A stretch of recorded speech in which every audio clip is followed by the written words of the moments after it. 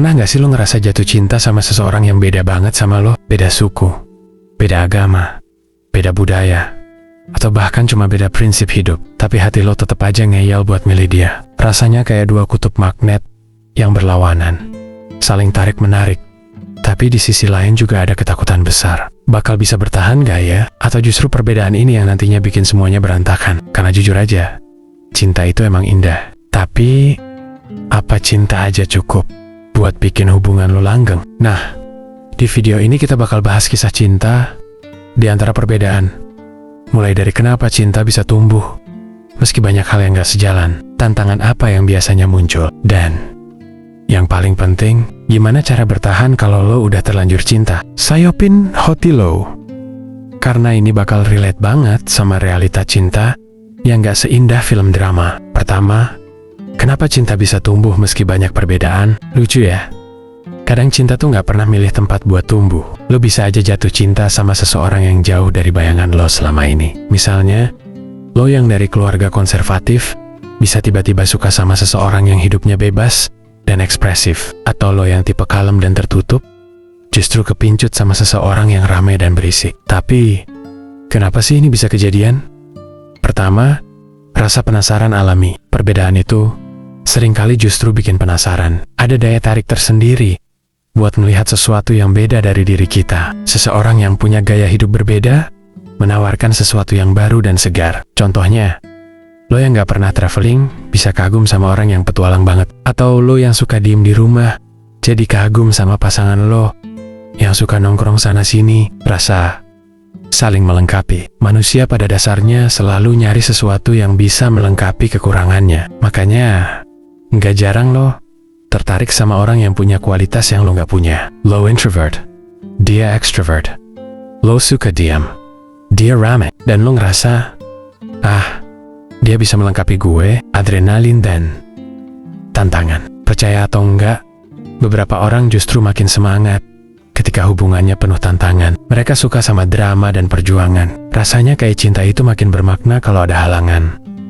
Semakin sulit, semakin cinta. Tapi, meskipun cinta bisa tumbuh di tengah perbedaan, bukan berarti semuanya bakal mulus. Justru, perbedaan itu bisa jadi medan perang baru kalau lo gak siap. Kedua tantangan berat dalam hubungan yang penuh perbedaan. Ini bagian yang gak bisa dihindari. Hubungan yang dilandasi cinta aja gak bakal cukup buat ngelewatin perbedaan besar. Ada beberapa tantangan yang sering muncul, dan kadang malah bikin hubungan lo goyah. Perbedaan nilai dan prinsip hidup. Cinta itu gak cuma soal senyum-senyuman bareng. Lo juga harus siap buat diskusi soal prinsip hidup. Misalnya, lo ngerasa hidup itu harus fleksibel dan spontan, sementara dia orangnya teratur dan kaku. Lo pengen punya karier hebat dan nikah nanti-nanti, tapi dia justru ngerasa nikah muda itu impian dia. Bayangin, kalau dua prinsip ini tabrakan. Apa lo siap buat kompromi? Tekanan dari keluarga dan lingkungan. Ini klasik banget. Kadang masalahnya bukan ada di lo berdua, tapi di sekitar lo. Orang tua yang gak setuju karena beda agama. Keluarga besar yang anggap pasangan lo gak cocok karena latar belakang budaya yang beda. Teman-teman yang ngejudge hubungan lo karena mereka ngerasa pasangan lo gak selevel sama lo. Lama-lama, meskipun lo dan dia kuat, tekanan eksternal ini bisa bikin hubungan lo rapuh. Perbedaan agama atau keyakinan, ini salah satu tantangan terbesar. Beda agama gak cuma soal cara ibadah, tapi juga soal masa depan. Gimana cara lo nentuin gimana nanti kalian menikah? Gimana soal anak?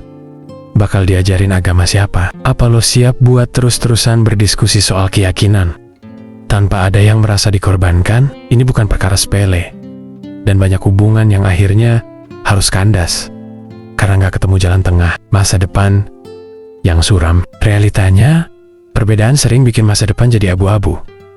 Apa lo siap berkorban buat pasangan lo? Apa lo yakin hubungan ini bakal bertahan? Apa lo kuat kalau ternyata keluarga lo atau keluarga dia nggak bisa nerima hubungan kalian? Ketidakpastian ini bikin hubungan lo penuh tanda tanya. Dan kalau lo nggak kuat mental, bisa-bisa lo malah nyerah di tengah jalan. Ketiga cara bertahan di tengah perbedaan. Sekarang, kita masuk ke inti dari semuanya. Gimana cara bertahan kalau lo udah terlanjur cinta sama seseorang yang beda banget dari lo? Gue gak akan kasih lo jawaban manis kayak di drama Korea. Karena kenyataannya, Bertahan itu berat, tapi ada beberapa hal penting yang bisa lo lakuin.